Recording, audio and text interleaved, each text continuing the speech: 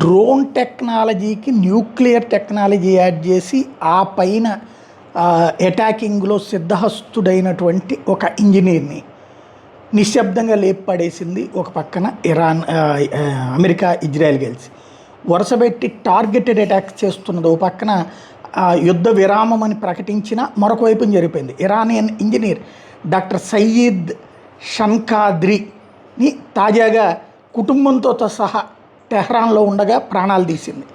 Specialised control ఇంజనీరింగ్లో dual use field లింక్స్కి సంబంధించినటువంటి expert. ఇతను న్యూక్లియర్ టెక్నాలజీని డ్రోన్ డెవలప్మెంట్లో వాడినటువంటి వ్యక్తి అని గమనించింది.